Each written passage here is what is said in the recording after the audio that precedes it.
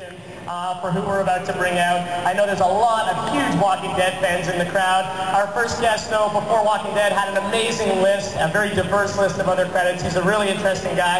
And of course, you know and love him as Shane on The Walking Dead. Please welcome Jon Bernthal!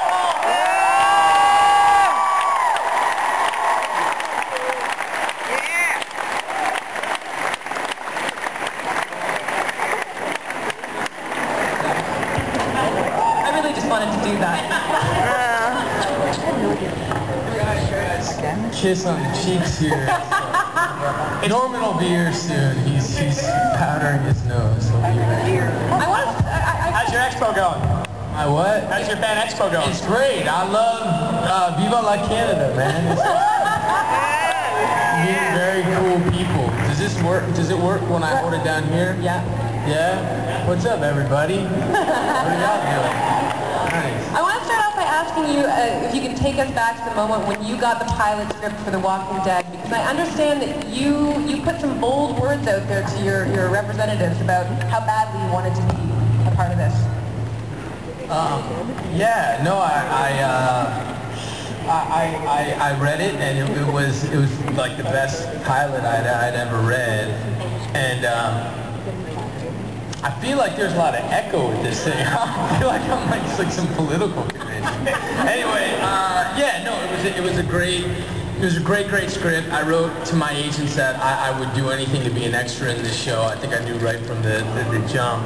I'd never read anything that paid so much attention to detailed character and of atmosphere, and Frank Darabont's a ridiculously talented writer, and I wanted to be in it bad, and I actually had 2 other jobs that I turned down because I hadn't gotten to audition for The Walking Dead yet, and that is advice that I would never give any actor to do at any time, but I did, and I'm really glad I did because it was a fun job. Are you guys? So as I said, we will be taking audience questions. There should be a mic running around at some point. There's going to come in a second. I want to ask you though, Jon, what was your first impression of the character of Shane? Because you said you wanted to be involved with The Walking Dead. So when did Shane rear his head as the character you were going to play, and what did you think of him? You know, at first, they were seeing people for both Rick and Shane, so you had to audition for both of them. And strangely enough, he cast Shane first, and I really dug the character. I dug that he started out in a police car sharing a burger with his best friend, and they were sharing a pile of ketchup, and he was there, just totally there for his friend, being the most sort of loyal and open guy possible, just trying to get his friend to communicate. And I thought, how cool to start this character there and have him end up this sort of raging sociopath from the book. And I love that it was all rooted in loyalty and in love. Because it's the groundwork for a really, I sound like such a pretentious douche, but it sets the groundwork for a really, really cool character to start there and end up where I knew he was going to have to end up from the comic, you know? So you read at one point for Rick as well.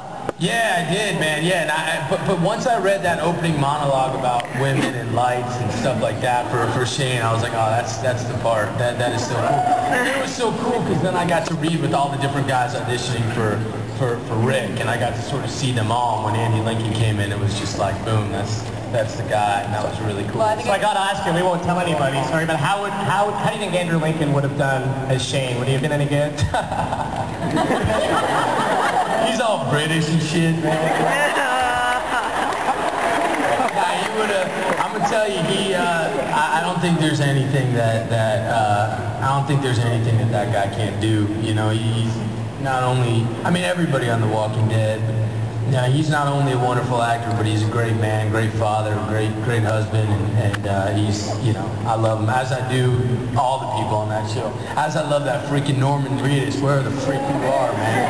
That's so great, man. Well, I think I can speak on behalf of this entire room. You were the perfect person to play Shane. I appreciate that. I really appreciate that. Thank you, guys. You want to try an audience question here? Yeah, so there's Michelle. There she is. So raise your hand if you're near, and we'll get a microphone to you. And hello, sir. Hey, how you doing? Where are you at, man? Right here, man. Okay, we all know how the show ended on the season. What's going to happen with you? Does Shane have a brother Dwayne or anything?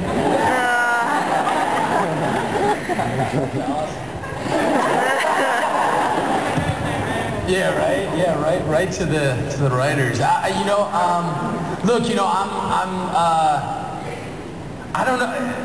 I don't think he has a brother Dwayne, man, or Wayne for that matter.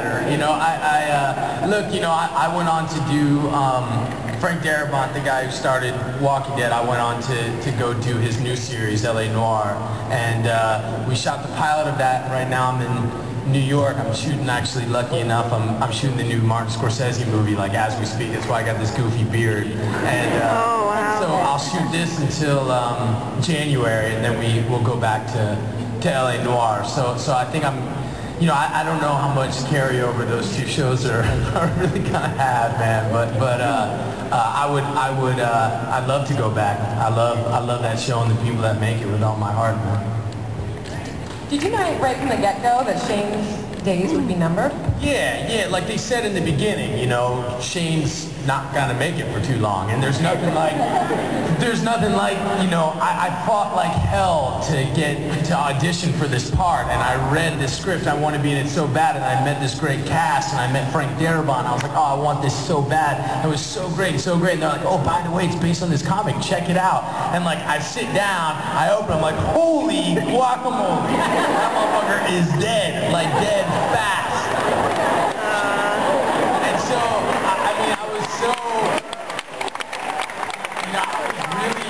I was really happy and excited that they let me last as long as they did, because I didn't know whether I was going to make it. Oh, my phone's ringing. I bet this is Norman. Oh, no, it's my lady. Go ahead and take it. All right. I love you, baby. I'm going to call you back.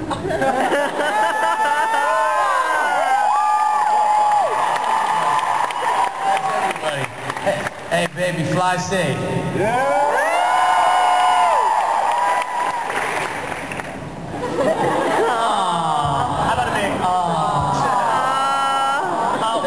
When you saw that Shane died in the comics, were your words literally holy guacamole? There's kids in the audience, so I try. But yeah, as you do, you take a magazine, or in this instance, a comic book, into the bathroom when you do your thing, and I think it only lasted one trip to the bathroom. Because she was gone. I'm like, so much for this source material. But it was a bummer, and it made me, I think one of the cool things about Walking Dead, one of the very many cool things about being on that show and being part of that cast and that crew, is everyone who's down there realizes how lucky they are to be there. It's an incredibly game group of people. It's not your typical Hollywood. There's no BS there. There's nobody who puts on airs. Everybody loves the show, believes in the show, believes in the story. And we all know how lucky we are that we've got you guys behind us, because it's a show we all believe in, and the fact that there's an audience, it lets those guys still do the show. I think that it's a hard thing when you love something that much and you're going to have to leave it. But lucky for me, I knew from the beginning that my days were very much numbered, and I'm really grateful that they didn't just let Shane be that kind of one-dimensional sort of crazy ass from the comic, and they let it be grounded in something that he was trying to do the right thing all the time. That's all I wanted for this character. Is I wanted him to be real. I didn't want him to be like a villain, I hope that that resonated, and I hope he ends up being a figure that tortures, Rick and the Grimes family for many years to come. Well, you went in tour de force, man. It was awesome. Another question from the audience. You just put up your hand. I think there's one right toward the front here. Michelle, right there. Yeah. Hi. In season 3, when you guys were gonna let the teenager go, there was a zombie in the field. I never really got that. Yeah, the zombie in the field. I don't know. I didn't get that either. But I think that I think that a lot of what that is you know, the way I looked at it, and I don't want to sound like a total nerd here, but hey, you know, I think that one of the things, yeah, fair enough, bro.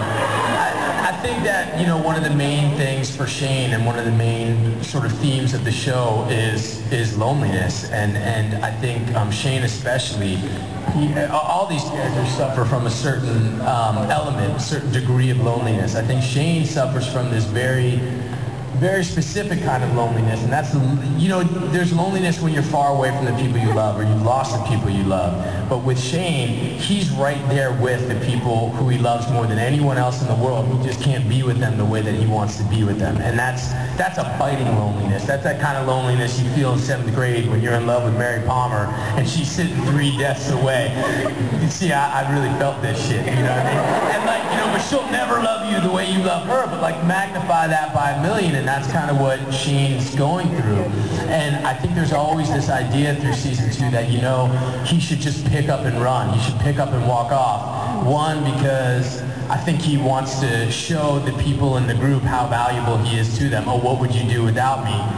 But 2, I think a big part of him knows. I think he feels so much shame for what he's done, and that he slept with Rick's wife, and I feel like he feels he's turning into a cancer for the group. And there's this recurring thing of, I'm just going to run off, I'm just going to go off on my own.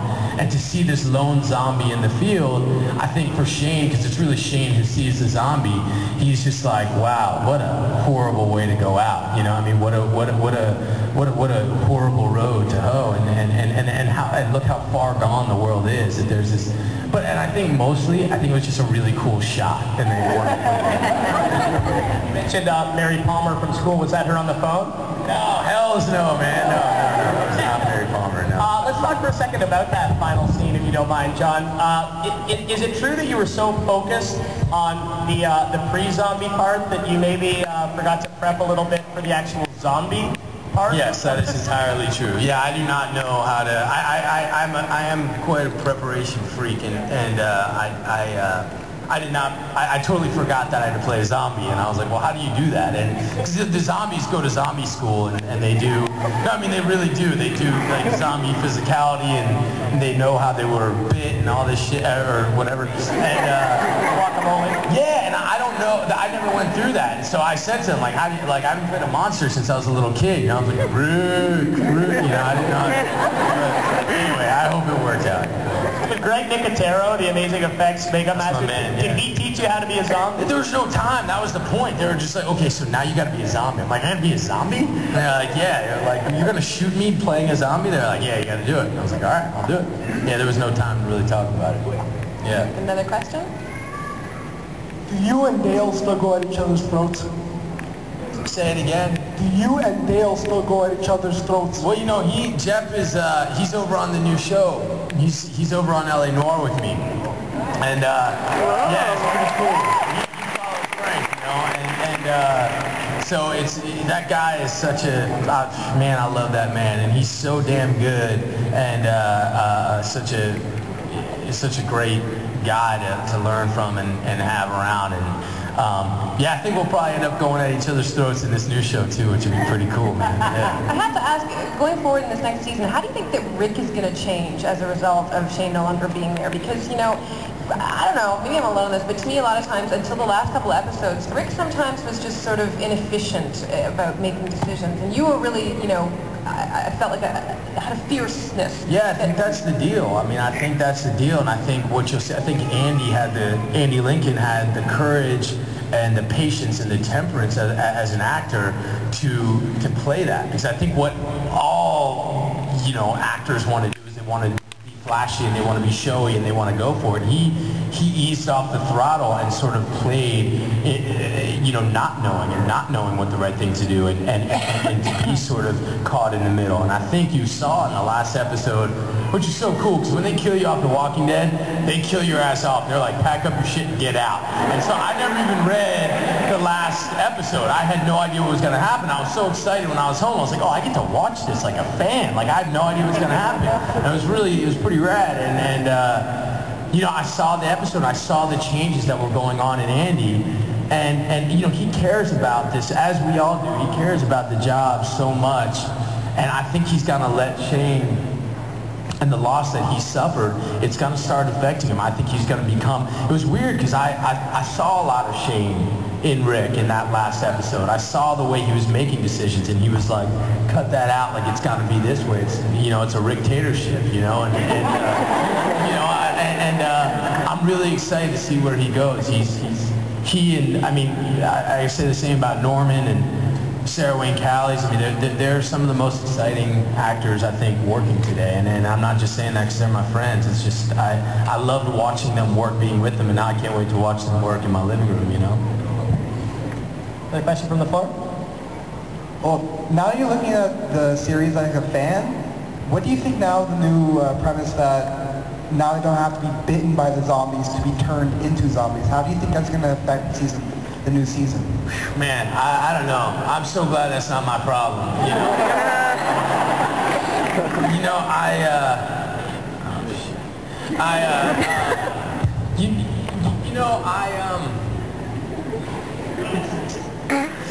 I don't know. You know, like it's a crazy thing, and I think it's got to be one of the main challenges, I think, for the writers to track that. You know, and you know, I think it's a pretty dark, twisted idea that the disease is in all of us, and I think that we were hinting at it, you know, along the way.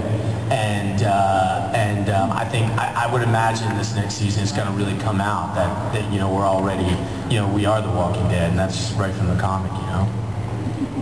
Does that answer your question, dude? I don't know. Sorry. Fair enough. Hello. Hi. What does your shirt say? Oh, this is my zombie killing shirt. Rock and roll. Yeah. Huge fan. Thank you so much for all the work you did on the 2 seasons that you were on. Second season, I believe that there was a flashback with you and Laurie on the highway. Was that second season? Yeah. So There's 2 flashbacks. yeah, you're right. You and Laurie. So I'm just saying, like, is there a possibility? Because like flashbacks can happen when you're dead. Yeah. You know, like, you know, I'm doing this new show, you know, so it's gonna be, you know, people from different networks would have to agree to that, you know, and that doesn't happen too much, you know what I mean? So I hope so. I would love that, you know. I would love that, you know. Oh shit. I don't even know how to do it. You sound like my goddamn father. Like